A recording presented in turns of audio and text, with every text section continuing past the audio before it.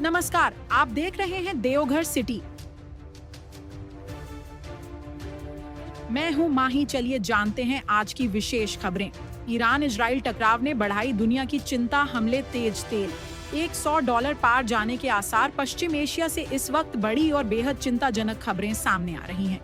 Iran और Israel के बीच जारी टकराव ने अब और भी खतरनाक रूप ले लिया है। तेज होते हमलों के बीच तेहरान सहित कई शहरों में विस्फोटों की गूंज सुनाई दे रही है। कई अहम ठिकानों को निशाना बनाए जाने की खबर है और सैकड़ों लोगों के हताहत होने की आशंका जताई जा रही है।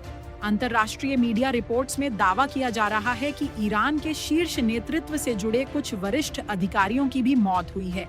हालांकि इन दावों की आधिकारिक पुष्टि अभी तक नहीं हुई है।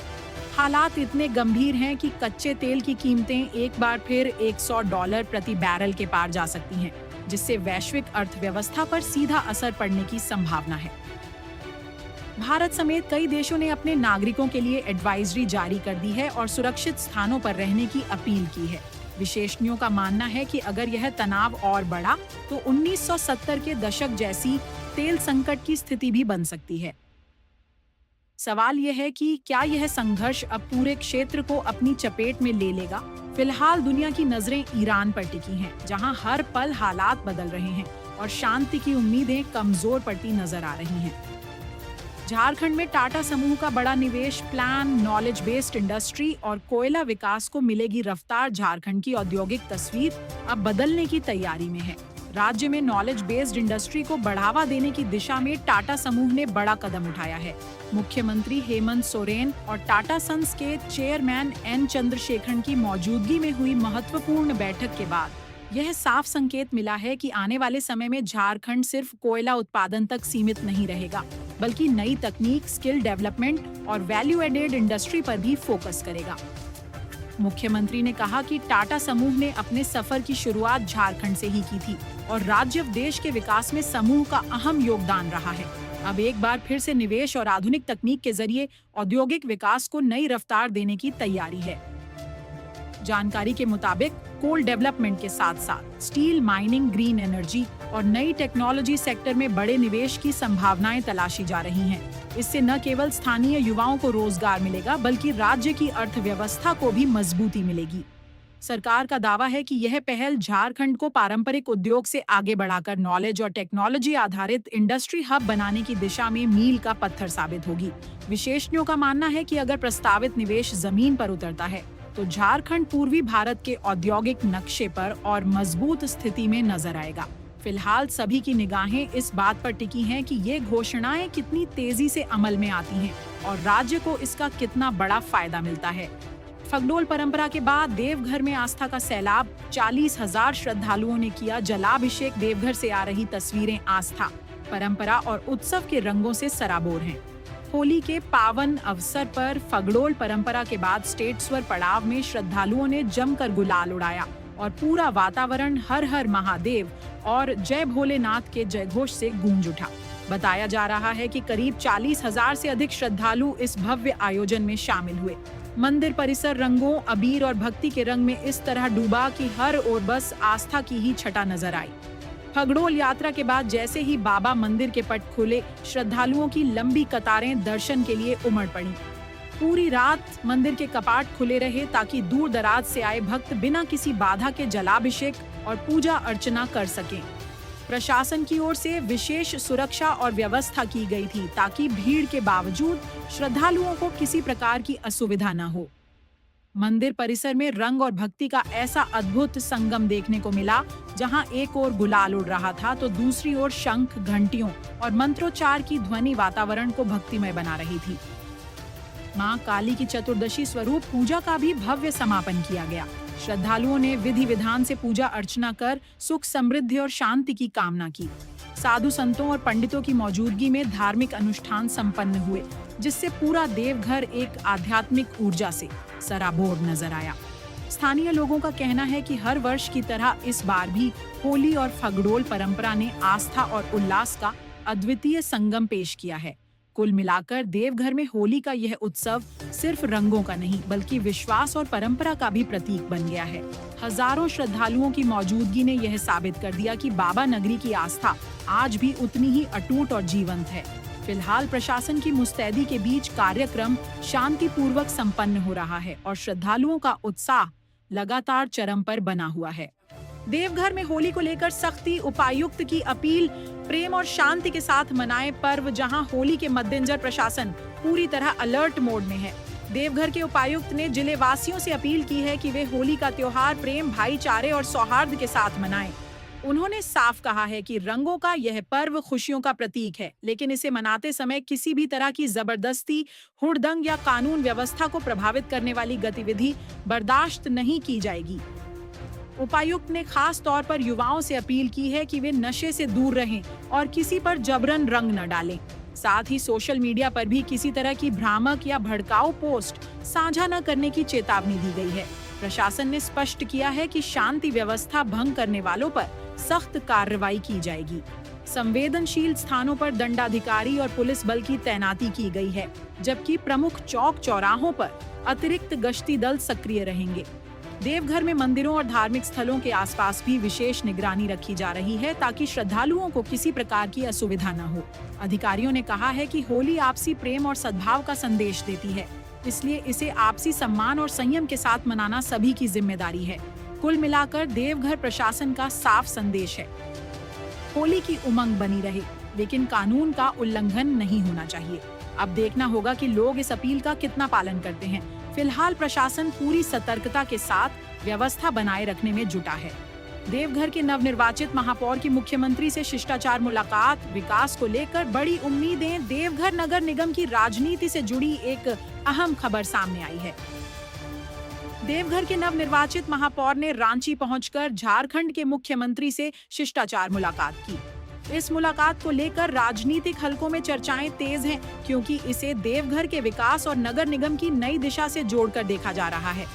सूत्रों के अनुसार इस दौरान शहर के बुनियादी ढांचे, स्वच्छता व्यवस्था, पेयजल, सड़क और अन्य शहरी सुविधाओं को बेहतर बनाने को लेकर विस्तृत चर्चा हुई। महापौर ने मुख्यमंत्री से देवघर के सर्वांगीण विकास के लिए राज्य सरकार से सहयोग की अपेक्षा जताई। वहीं मुख्यमंत्री ने भी आश्वासन दिया कि देवघर के विकास कार्यों में किसी प्रकार की कमी नहीं आने दी जाएगी और राज्य सरकार हर संभव सहयोग प्रदान करेगी। बताया जा रहा है कि युवा मतदाताओं और स्थानीय नागरिकों ने नगर निगम में नई सोच और नई कार्यशैली की उम्मीद के साथ अपना समर्थन दिया है। ऐसे में यह मुलाकात शहर के भविष्य के लिए महत्वपूर्ण मानी जा रही है। राजनीतिक विश्लेषकों का कहना है कि अगर राज्य सरकार और नगर निगम के बीच समन्वय मजबूत रहता है तो देवघर में शहरी विकास को नई गति मिल सकती है। फिलहाल इस शिष्टाचार मुलाकात के बाद देवघर की जनता को अब ठोस योजनाओं और जमीन पर दिखने वाले बदलावों का इंतजार है। क्या यह मुलाकात विकास के नए अध्याय की शुरुआत साबित होगी?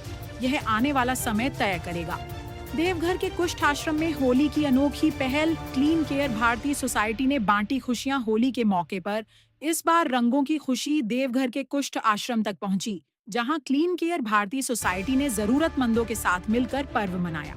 सोसाइटी के सदस्यों ने आश्रम में रह रहे लोगों को मिठाइयां, फल, कपड़े और दैनिक उपयोग की सामग्री वितरित की तथा गुलाल लगाकर उन्हें होली की शुभकामनाएं दी। कुष्ठ आश्रम में अक्सर सामाजिक दूरी और उपेक्षा की भावना देखी जाती है, लेकिन इस पहल ने वहां एक अलग ही माहौल बना दिया। संस्था के सदस्यों ने आश्रम वासियों के साथ समय बिताया, उनका हालचाल जाना और यह संदेश दिया कि समाज का हर व्यक्ति बराबरी और सम्मान का हकदार है। संस्था के पदाधिकारियों ने कहा कि त्योहारों का असली अर्थ तभी पूरा होता है जब हम खुशी उन लोगों तक पहुंचाएं जिन्हें इसकी सबसे ज्यादा जरूरत है। उन्होंने युवाओं से भी अपील की कि वे आगे बढ़कर सामाजिक कार्यों में भाग लें और सेवा भाव को जीवन का हिस्सा बनाएं। देवघर के कुष्ठ आश्रम में होली का यह आयोजन न सिर्फ रंगों का बल्कि संवेदनाओं और इंसानियत का भी उत्सव बन गया। यह पहल समाज के लिए एक प्रेरणा है कि त्योहार सिर्फ अपने लिए नहीं बल्कि सबके लिए होते हैं। देवघर नगर निगम में सियासी संग्राम। निर्दलीय जीत के बाद जिलाध्यक्ष की कड़ी चेतावनी। देवघर नगर निगम चुनाव के बाद जिले की राजनीति गर्मा गई है। नगर निगम में निर्दलीय प्रत्याशी की जीत ने राजनीतिक समीकरण बदल दिए हैं और अब पार्टी संगठन के भीतर ही सवाल उठने लगे हैं। जिलाध्यक्ष ने खुलकर पार्टी अनुशासन की बात करते हुए कहा है कि जो भी नेता या कार्यकर्ता पार्टी लाइन से हटकर काम करेगा उसे पार्टी का सच्चा सिपाही नहीं माना जाएगा। सूत्रों के अनुसार देवघर नगर निगम चुनाव के दौरान कुछ स्थानीय नेताओं पर अधिकृत उम्मीदवार के बजाय अन्य प्रत्याशी को समर्थन देने के आरोप लगे हैं। इसी मुद्दे पर संगठन के भीतर नाराजगी और गुटबाजी की चर्चा तेज हो गई है। जिलाध्यक्ष ने स्पष्ट संकेत दिए हैं कि पार्टी की विचारधारा और निर्देश सर्वोपरि हैं और अनुशासनहीनता पाए जाने पर कार्रवाई से भी परहेज नहीं किया जाएगा। निर्दलीय उम्मीदवार की जीत को जहां समर्थक जनता का फैसला बता रहे हैं, वहीं पार्टी इसे संगठनात्मक मजबूती के नजरिए से देख रही है। राजनीतिक जानकारों का मानना है कि देवघर नगर निगम की यह सियासी खींचतान आने वाले समय में बड़े फैसलों की ओर इशारा कर रही है। क्या पार्टी अंदरूनी मतभेदों को सुलझा पाएगी या फिर यह विवाद और गहरा होगा, यह देखने वाली बात होगी। फिलहाल नगर निगम की राजनीति में हलचल तेज है और हर बयान पर सबकी नजरें टिकी हैं। देवघर में डीआरडीओ से जुड़ी बड़ी पहल, ब्रह्मोस यूनिट को विस्तार योजना में मिली जगह, रक्षा क्षेत्र से जुड़ी एक अहम खबर सामने आई है। देवघर में प्रस्तावित ब्रह्मोस यूनिट को अब डीआरडीओ यानी रक्षा अनुसंधान एवं विकास संगठन की विस्तार योजना में शामिल किया गया है। इसे झारखंड के लिए एक बड़ी औद्योगिक और सामरिक उपलब्धि के रूप में देखा जा रहा है। जानकारी के अनुसार रक्षा मंत्रालय की सहमति के बाद इस परियोजना को गति मिली है। स्थानीय जनप्रतिनिधियों की पहल और लगातार प्रयासों के बाद ब्रह्मोस से जुड़ी मैन्युफैक्चरिंग गतिविधियों के लिए देवघर को प्राथमिकता दी गई है। अगर यह यूनिट यहां स्थापित होती है तो देवघर देश के महत्वपूर्ण डिफेंस मैन्युफैक्चरिंग केंद्रों में शामिल हो सकता है। इस परियोजना से क्षेत्र में बड़े पैमाने पर रोजगार के अवसर सृजित होने की संभावना है। साथ ही सहायक उद्योगों, ट्रांसपोर्ट, सप्लाई चेन और तकनीकी प्रशिक्षण संस्थानों को भी बढ़ावा मिलेगा। विशेषज्ञों का मानना है कि इससे झारखंड के युवाओं को हाईटेक सेक्टर में काम करने का मौका मिलेगा और स्थानीय अर्थव्यवस्था को नई रफ्तार मिलेगी। धार्मिक नगरी के रूप में पहचान रखने वाला देवघर अब औद्योगिक और रक्षा उत्पादन के नक्शे पर भी अपनी जगह बना सकता है। फिलहाल सभी की नजरें इस बात पर टिकी हैं कि यह परियोजना जमीनी स्तर पर कितनी तेजी से आगे बढ़ती है। देवघर में इलेक्ट्रॉनिक सर्विस सेंटर संचालकों का होली मिलन समारोह, भाईचारे का दिया संदेश। होली के पावन अवसर पर देवघर के इलेक्ट्रॉनिक सर्विस सेंटर संचालकों ने होली मिलन समारोह का आयोजन किया। इस अवसर पर सभी सदस्यों ने एक दूसरे को गुलाल लगाकर प्रेम, सौहार्द और आपसी सहयोग का संदेश दिया। कार्यक्रम शहर के एक निजी कार्यालय परिसर में आयोजित किया गया, जहां बड़ी संख्या में सर्विस सेंटर संचालक और व्यवसायी मौजूद रहे। इस दौरान सभी ने रंगों के इस पर्व को आपसी भाईचारे और एकता के साथ मनाने का संकल्प लिया। कार्यक्रम में उपस्थित सदस्यों ने कहा कि होली केवल रंगों का त्योहार नहीं, बल्कि रिश्तों को मजबूत करने और आपसी दूरियों को मिटाने का अवसर भी है। समारोह में विभिन्न कंपनियों से जुड़े प्रतिनिधियों और तकनीकी विशेषज्ञों ने भी भाग लिया। आयोजन के दौरान संगीत, हंसी मजाक और पारंपरिक होली गीतों के बीच पूरे माहौल में उत्साह और उमंग देखने को मिली। संचालकों ने कहा कि ऐसे आयोजन न केवल सामाजिक समरसता को बढ़ावा देते हैं, बल्कि व्यावसायिक रिश्तों को भी मजबूत बनाते हैं। कुल मिलाकर देवघर में इलेक्ट्रॉनिक सर्विस सेंटर संचालकों का यह होली मिलन समारोह रंगों के साथ रिश्तों को और भी प्रगाढ़ बनाने का माध्यम बना। मधुपुर में दहेज को लेकर सनसनीखेज आरोप, कार और जेवरात नहीं देने पर विवाहिता की हत्या का मामला।